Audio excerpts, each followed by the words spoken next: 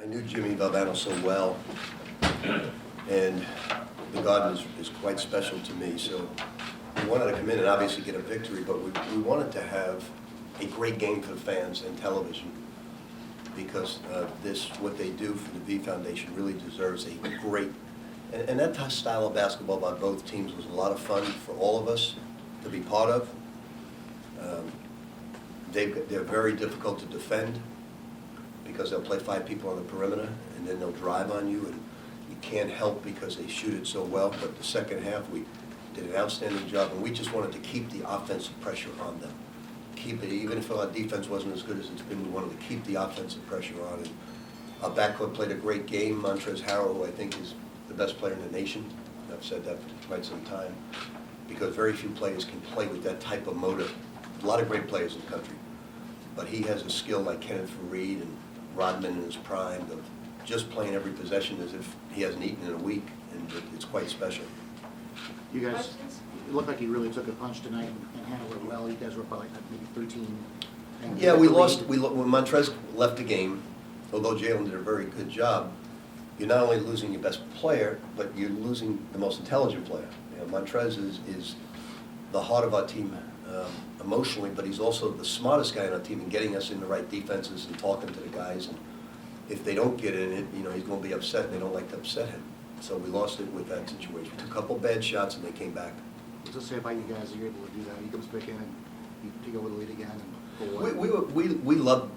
We haven't been able to play this style in a while. You know, where you just go up and down like a ping pong match. You know, very few teams want to play that way, and we were more than happy to do it, and it was exciting. Coach, you spoke repeatedly about trying to develop your bench. We're getting Shaquan back now, and with what you saw tonight, who in the next 3 weeks before ACC play really have to take steps for you to get where you want to go by January 1? Well, we've now beaten 3 Big Ten teams, and prior to tonight, we've played unbelievable defense. I think we're good the way we are, but Shaquan's going to give us a big lift, because we had the best practice of the season the other day, and I can tell you, we wanted to have a great practice, but the whole some of the Nick hierarchy was there, and our guys knew it because they had Chris Brickley was there, who played at Louisville, and we had the best practice of the year from a passing standpoint. And I told the guys before, just pass the ball like that, like you did in practice, and we will have a great season, because that's been our weakness. It hasn't been shooting. Poor passing and turnovers have led to bad shots. And tonight we did a very good job of spacing, working inside to out, and keeping the offensive pressure on them. So I think we're fine, but Shaquan's going to help. Anis, the big guy, is going to improve, get better. It wasn't Nanu's been playing very well tonight, but they put 5 guys on the perimeter, and it's difficult for him as a stand-up center. Rick, no losses to this point. You spoke to how you think Carroll's the best player in the country. Do you think this team is the best team in the country, at least on the level with Kentucky and Duke right now, with where you are and how you're playing? I've said it before, I think Kentucky and Duke are at the highest level right now. We hope to get to that level. By doing that, we have to do what John just said. We have to develop our bench. We have 6 young new players. I think we have a very high ceiling. So I think we can get there, but I don't think you're going to see us shoot 60% against good competition like Wisconsin. And Right. so, you know, I think we have shot blocking. I think we have a great backcourt. So we hope to get there. I don't think we're in their class now. How far away are you from that, just ideally, that where you are right now? How much room is there to grow? Well, I think we're going to find out very soon. You know, we're going to play Kentucky pretty soon, so we'll find out. But I like the way we're rebounding. I like the way we're blocking shots. I like the passing tonight. So I think we'll get there. Coach, you're a New York guy. Just your thoughts on the ACC and now the Big Ten having the postseason tournaments coming here. What does that mean about What New is it York? to the Big East? I didn't read that part. Is it a week before the Big East? It's a week before in 2018. So Okay. what does that mean for New York and for college basketball? Well, Jim Delaney's a very smart commissioner, and he wanted Rutgers for the Northeast, and he also wanted to get into the Garden. So the Big Ten's a highly organized league. The ACC's a highly organized league. I think the Big East is not going to miss a beat, because I still I thought they would, to be honest with you, but I still think they got a great league. And as long as they recruit tough kids like Creighton was a big addition for them, a very good addition. They're one of the, we don't know it here in the Northeast, but that gentleman's one of the best coaches in our game. Xavier's terrific. So they've got a lot of good additions, and they'll probably expand even more down the road. So I think it's great for the Big Ten. They're very smart. We're going to the Barclays Center. We're going to the Verizon Center. They're still calling it that now, next year. So it's great. Rick, what do you think Indiana needs to do to take the next step? Indiana's, I'm really impressed with them. I was really worried about this game because they put so much pressure on you defensively.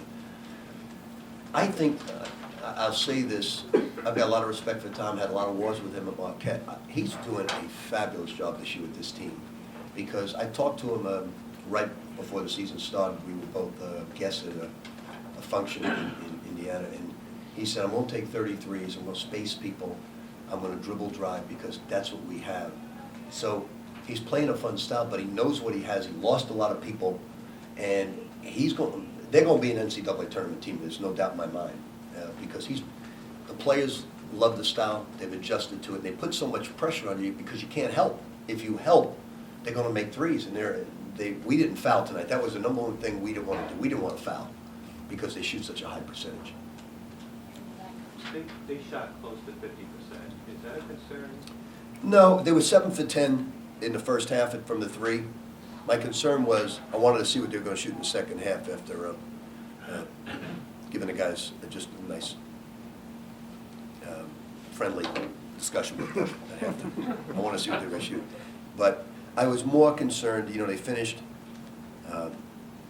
they shot 8 for 14 for the free throw line. I've been telling our fans that because of our style, we take sometimes really good free throw shooting teams, they don't shoot real well because their legs wear out.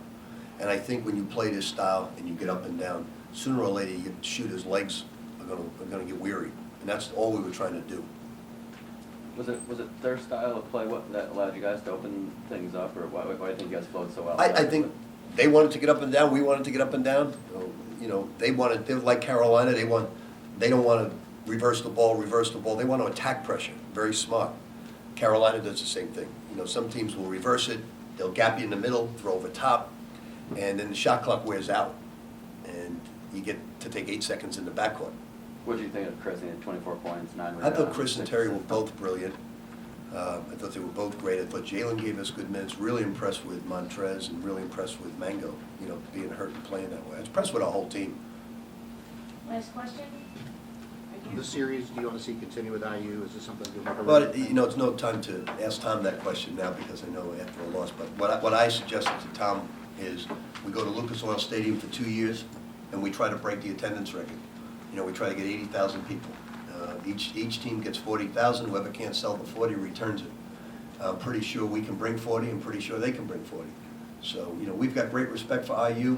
I have a lot of close friends in their administration, and we'd love to play them. I don't think he wants any more home and homes, and we probably don't want any more home and homes. AC, we'd like to play in Lucas Oil and get 60,000 to 80,000 people. I hope we can do it. Okay. Thank you. Thanks, Coach.